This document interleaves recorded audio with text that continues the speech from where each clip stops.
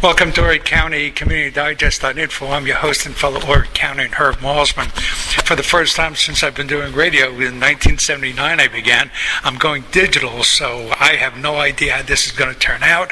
If I say cut tape every once in a while, you'll understand I'm still a creature of habit and old times. Our guests were sitting in the lobby of the Caravel Hotel on North Ocean Boulevard in Myrtle Beach here, and we are with James Bonecrusher Smith. Bonecrusher, we were planning on doing this. Actually, this interview is going to happen on Monday, Labor Day. But we're sitting over here right now. You're doing some work. And we're going to talk about your wife in a moment. But we decided let's go with it and see what happens and see how it works out. James, what are you up to? What are you doing right now as I blabber on here? At the moment, I'm checking my emails, and I'm a promoter. Fantasy Fight Night coming up. We're going to kick it off in Myrtle Beach real soon. We thought we had a date for September 11th, but we're going to move it back for about 30 days. Give the older guys, the boxing legends, a chance to get all the medicals in. And even though it's fantasy, the South Carolina Boxing Commission is requiring medicals, and we keep telling them this is not real, it's fantasy. And September 11th was going to be I'm a little confused. September 11th was the original date. Now it's moving to October. Is that the event we're speaking about? Absolutely. The event was scheduled for September 11th at the Barefoot Resort, is Grand Conference Center. But now we're scrambling now for a venue, and I think we're going to have it at the North Myrtle Beach High School Gymnasium, and that's in Little River, South Carolina. Okay. I see a trophy over here, and I've been looking at this a golfing event coming up. What is your connection to this event? The Caravel. You mean the Caravel? Caravel, yeah. The Caravel. 2 years ago, Ken Thompson is an employee of the Caravel, and I won the Caravel Cup, and they still have the picture up there and the trophy and everything up there, and me and Kenny is up there, and hey man, I do my own golf tournament every year in Myrtle Beach, and these guys come support what I do, and I go support what they do. Okay. You put up a challenge to Mayor John Rhodes here for a fight. Was this going to be a knockdown brawler? What was the plan, and where does it stand right now? Well, and is he up to the challenge? Well, the initial thought was I was going to have my attorney come up, and who happened to be my ex-wife, and she's my corporate attorney, and I was going to let her make a presentation to the city council. And so I said, God had laid on my heart to not let her do it, for me to do it. And I sprinkled a little love on the city council. And at the end of the workshop, I said, well, my little presentation, I said, well, I came here asking for some money, but there's some businessmen in Myrtle Beach will pay good money to see me challenge the mayor, John Rhodes, into a contest, a fantasy fight.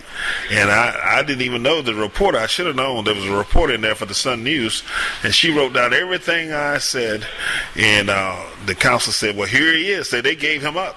So we're still waiting for him to agree. And if that's the case, it's going to be on or about September the 10th or 11th, 2011. And they gave him up, and they want to see him smacked around. What's the deal there? Well, I told him I wasn't going to hurt the mayor, because all he had to do is have the chiefs come get me and put bracelets on me. I don't even wear jewelry. I don't look good in bracelets. Are you allowed to punch around a civilian? I mean, isn't there a thing about lethal weapon deal somewhere? I told him if he got in the ring with me, I promised I wasn't going to hit him. I said, there's some businessmen around town would love to see me hit you one time hard, but I'm not going to do that. We're just going to have some fun. It's fantasy. It's not real. Talk about, and then we'll talk about this later on as well, talk about a great charity that you have going, Champion for Kids. Talk about that, and then we'll move on to your career. Champion for Kids was started in 2004, and I'm the founder of it, and I have a board, and It's an international mentoring program. It's where I encourage kids to make good choices, good decisions. You know, throughout my life, I had to make a decision, and a lot of times I'll put in situations where I actually got mad. And to me, mad means make a decision. And the key of your character is when you get mad, you can still make the right decision. And that's what I encourage kids to do. I do it in high schools and in middle schools all over this country, all over the world. I encourage kids, not only kids, but being a minister, I also encourage people, adults, to make a good decision. On September 7th, you're going to be in North Myrtle Beach doing a presentation there. What's happening in that day? Well, of course, by the time this airs, you've already been there, by the way. Yeah, same thing. I'll be encouraging them. I have a 10-minute DVD. I call it Bonecrusher Greatest Hits, where it's a clip highlights of me and Mike Tyson, me and Razor Ruddock, me winning the title with Tim Witherspoon, Mike Weaver, Frank Bruno. It's some key fights in my career, and I call it Bonecrusher's Greatest Hits. And we always show that first, and then I come up and I give my little speech, and we sign some autographs, and I'm out of there. It's that type thing. Okay, what is the website address, and then we'll give it again on the way out for Champion for Kids. It's www.championforkids.org. Championforkids.org. Okay, leading up to the Tyson fight, you're the champ. Was it a unified belt? No, was it a unified belt? What were you? I know there were a number of different designations. The fight before, Tyson had knocked out Trevor Berbick in the second round, and we won the WBC title. And then I had my fight before was a first round knockout of Tim Witherspoon, and that fight when he and I met was a unification fight, the WBC versus the WBA. So then you were the WBA, and there were only two organizations at the time. I think so, and then Tony Tucker came later with the IBF. With the IBF. Okay, so that was three. But when unified, it was two. Okay, so Mike Tyson comes along. You're the champ. You were a champ for how long? Not that long. I won it in December, and I lost to Tyson in March. So hey, that's a lot longer than anybody else I know. Well, the thing about that is, once we die, once we move on, life compared to eternity is just a moment in time, and really to actually do it, to accomplish it, you're always in the history book. So I'm very excited about that.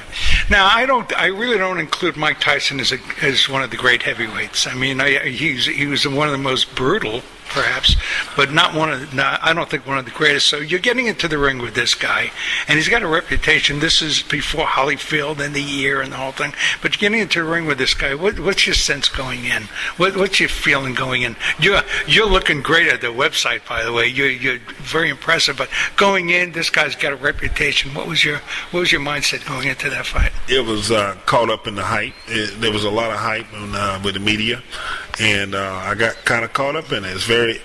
The media is very powerful, and I did get caught up in it. And looking back, hindsight is always 20/20. And looking back, and had I fought my fight and really listened to my trainer, Emil Griffith, I could have beat Mike Tyson. Emil Griffith. What about Emil Griffith? He's got quite a history himself. Absolutely, tremendous fighter and awesome trainer. Yeah. Emil, of course, that really bad night with Benny Kidpere in the ring. Had you spoken to him about that? Was there any sort of sense? Did that ever come up? And No. Talk about that for a lot of young people listening. What do you recall there? Well, I understand they had some bad words at a press conference, and Emil actually beat this guy up, Benny Kidpere up pretty badly, and later on he died, and that was a bad moment for him and for both guys, and he never got over that.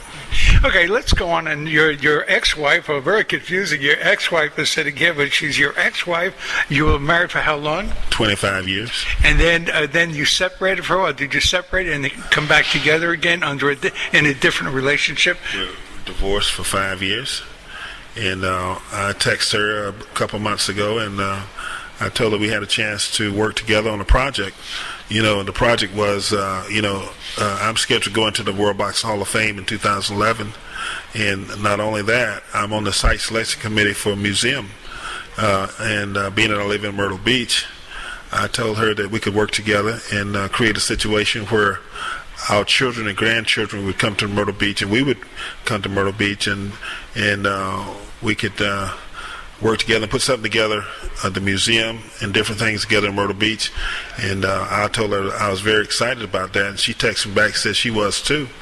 And I asked to work with the Champion for Kids organization, and she's been the corporate attorney ever since. She's doing an excellent job, and she's sitting right over here. I'd like for her to say a couple words because we've been together so long. And we're going to get back to Will. I'm going to get her. You mentioned Champion for Kids. Let's go back to did we discuss the beginning and what drove you to this? And well, we have two lovely daughters, and I just wanted to be a champion for my kids, our kids first, and then the other kids, just be a champion for them, and to be the best possible person I could be, and as a father, as a leader, and a champion for all the kids, as many as possible. But at least, at first, be the champion for my own kids, and we're working on that. Still working. It's a process. And you're local here to Myrtle Beach. You're from South Carolina. You grew up in this area. Where did you grow up? We grew up in Magnolia, North Carolina, and we lived in the Fayetteville area for about 30 years, and now Reba lives in Durham, and I live down in Myrtle Beach.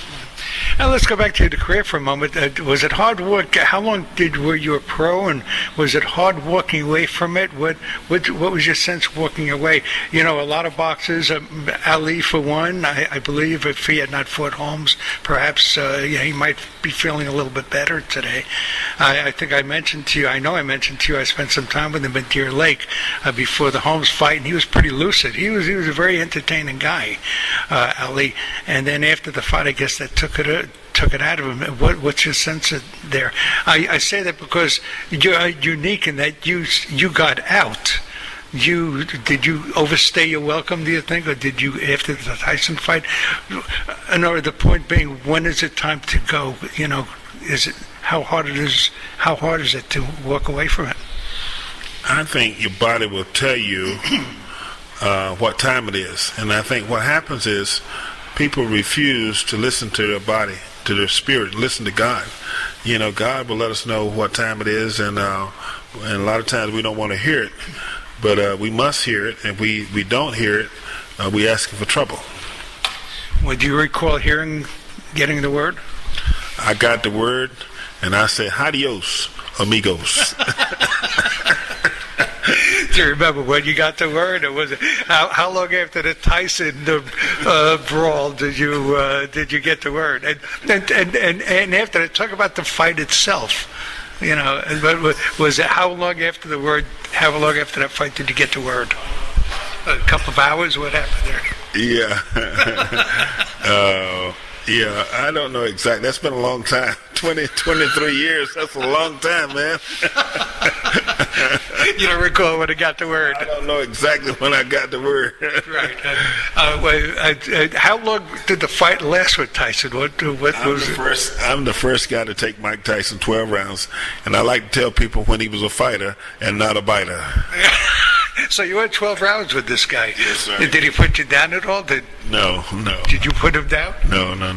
I hit him with some hard shots, and he hit me with some hard shots, and it was just two young, strong guys, and I was a few years older than him, but I was able to hang in there with him for 12 rounds. You went 12 rounds, and I guess, and again, I was telling you about the Boom Boom Mancini fight where he killed the Korean boxer. He died a couple of days later. Did you recall that fight, and was that about the end of the 15-round championship bout? Is that about when it ended? Yeah, I think Dooku Kim should have never been in that fight with Ray Mancini, and it was just an overmatch and mismatch, and that's what happens sometimes. You gotta in going back to the Ali Holmes fight, Ali was at the end of his career, and Larry Holmes in the beginning of his career, and he just got beat up, and that fight should have never happened. The Mancini fight, as I recall, and I saw the fight every second of it. His challenge kept on getting up and throwing punches. I mean, there was no give up on this guy, and it should have been stopped. That the referee didn't see that was because the guy spent a lot of time outside the ring. He got knocked through the ropes a couple of times and got back in at least once, as I recall. There was no he still had fighting him at the end. Yeah, fighters a lot of times they have a lot of bravado, and they're trained to just fight, and that's what the kid did. Had a lot of moxie about him, and didn't want to give up. But sometimes you got to use your brain. We were talking about pound for pound, the best pound for pound fighters you ever saw, and I think who did you mention? I mentioned Ray Robinson and Sugar Ray Robinson. I didn't really get to see that many of his fights, but and I've talked to people from time to time, and his name always is mentioned as the best pound for pound. Yeah. And I mentioned Alexis Aguayo. I'm sure you've seen his fights. Actually, Alexis had. I think I did a fight down in Fayetteville, Alexis.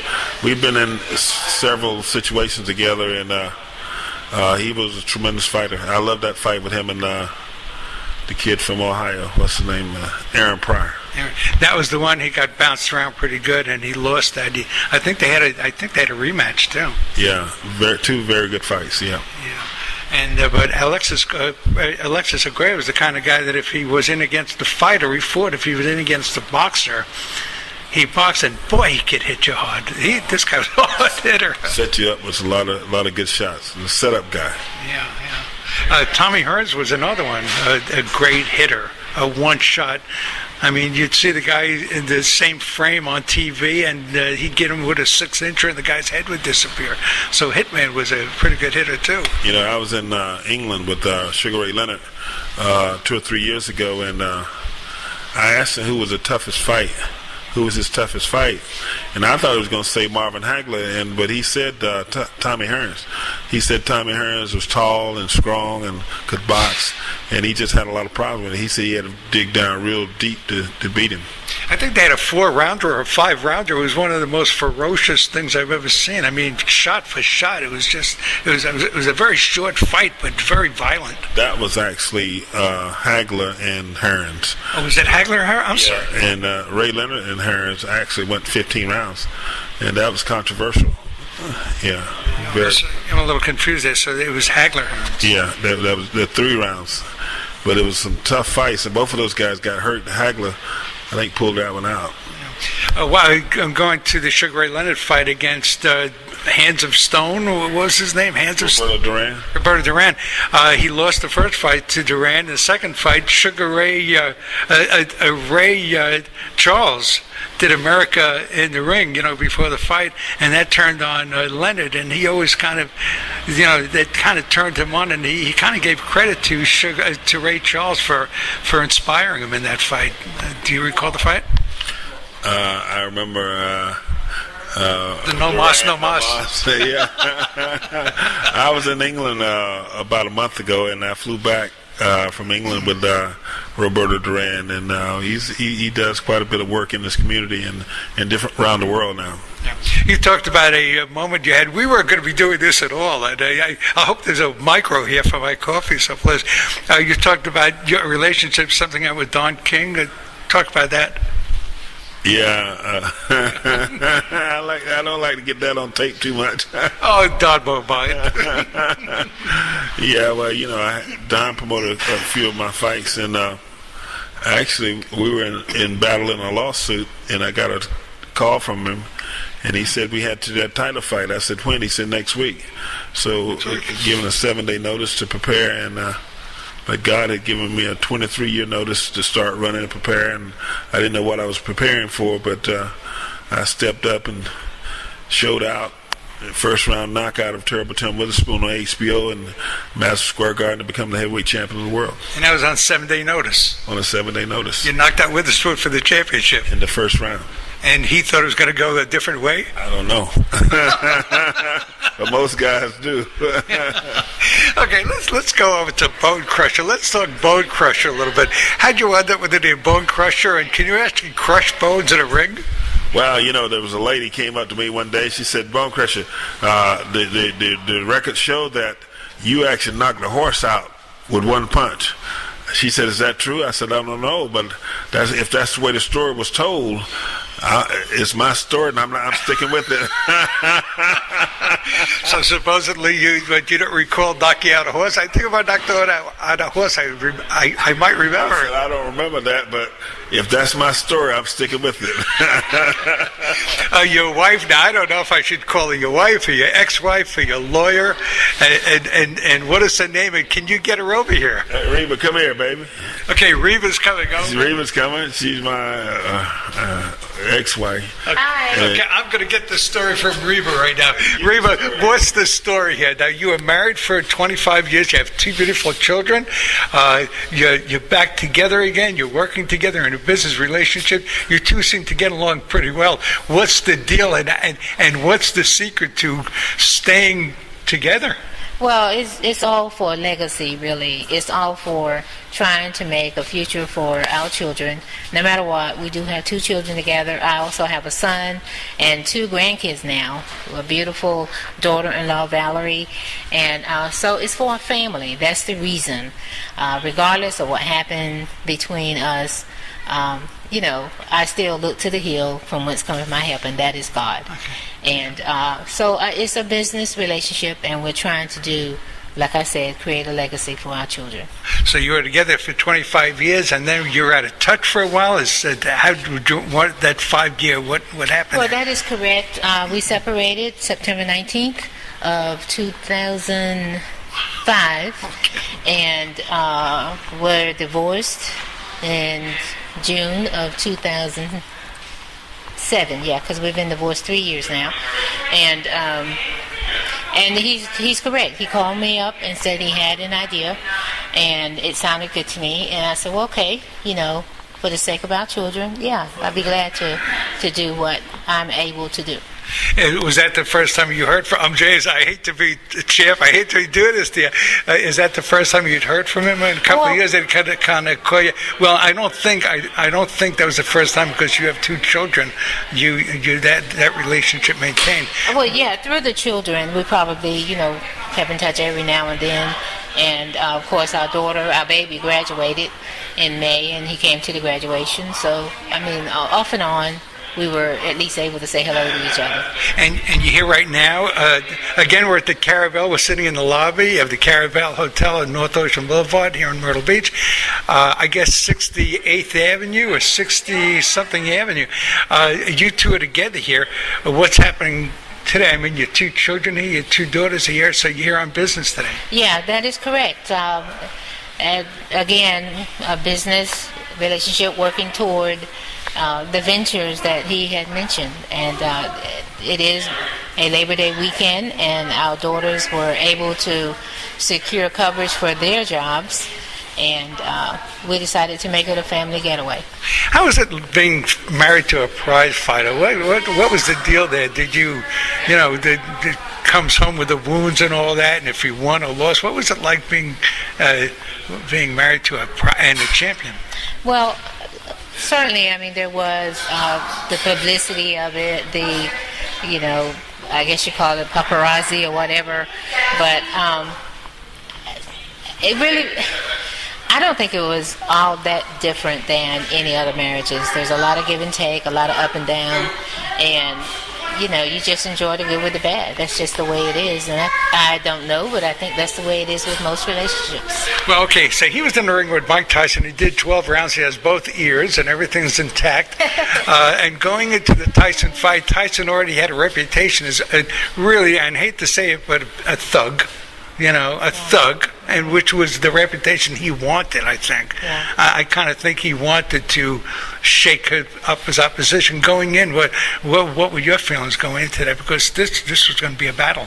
Well, it wasn't just that fight. It was every fight. I always had my nerves as well whenever he stepped into the ring. There were a few times that I just kind of lost it myself. But, he were you at the fights? At many of them, yes. Yeah. Not all, but many of them. I was at that fight as well. And, he had some battles, but he always was able to take care of himself, thank the Lord, and it worked out. So you were in attendance for the Tyson Bonecrusher fight, and afterwards, when it was all over and he lost by decision, it was a decision. What were your feelings then about the future? Do you recall how you were feeling at that point? Well, very glad that he made it fine through the fight, and there was a moment, I think, in the last round when I believe he himself really knew that he really could have beat Mike Tyson. And he had Mike Tyson almost stopped, but time ran out. The age-old story, if he just had a little more time. But there was a lot of hoopla around that. People really built up Mike Tyson. At that time, Mike Tyson was the Mike Tyson that everybody thought could be invincible. But Bonecrusher showed him that night that he wasn't. So. And would he be Bonecrusher or Bone Breaker? What do you think? Well, actually, I do recall a time when he was called Sominex because he would be putting people to sleep. But that didn't quite stick, and I'm glad it didn't. Bonecrusher is better. So James Sominex Smith? Yeah. At first, he may recall there was a short time when that was at least considered. And Bonecrusher won out, and I think that's the much better nickname. James, thank you, Reba. Sure, you're welcome. Thank you.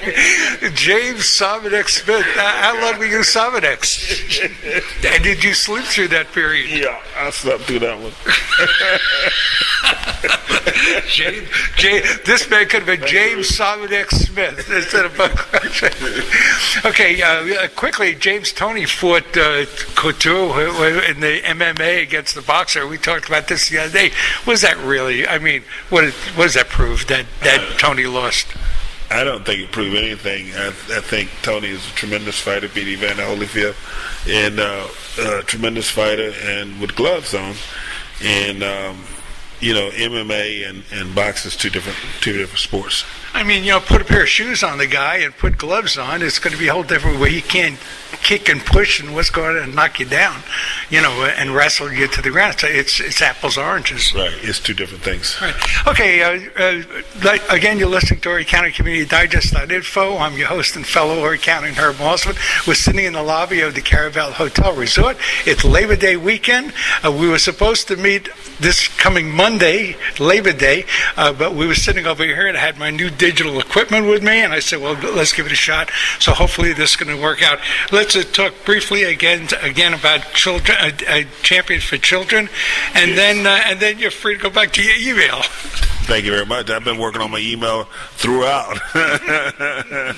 Well, it's we started in 2004, and it's to encourage kids to be good people, make good choices, and make good decisions. And sometimes you're going to make mad. I mean, you're going to get mad. I mean, life just hits you on the blind side sometimes and hits you on with times with things that you're not prepared for. And it's probably going to make you mad. But in those times, your character is going to be tested, and you need to make the right choice, right decisions.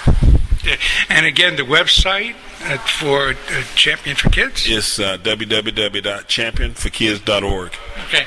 James Sominex Smith, who talked you to that, or who talked you out of that? I mean, Reva mentioned who talked you into it. we used that. I was in the Army for 3 years, and I think that's where it started. And I think Bonecrusher was started at about the same time, and it was the time you hit the horse. Yeah, it wasn't long that Bonecrusher name took over. The nickname took over. I was gonna remember you as okay. Now the whole world knows, or who was ever listening to this, but Okay, James Saudex, it's good to get to speak to you, and I hope this sounds okay. And I'm going to be listening to this in a few seconds and hoping for a microwave so I can do my coffee. And we got it done. And thank you very much for joining me today. Yeah, thank you very much. I enjoyed it. Thank you. You have been listening to Horry County Community Digest.info. I'm your host and fellow Horry County and Herb Malsman. We are going to shut down production right now. I'm going to listen to this thing and see what we got, and hopefully you're going to be hearing this particular piece, not a redo, sometime in the very, well, as you're listening to it now. Thanks for tuning in. Bye-bye.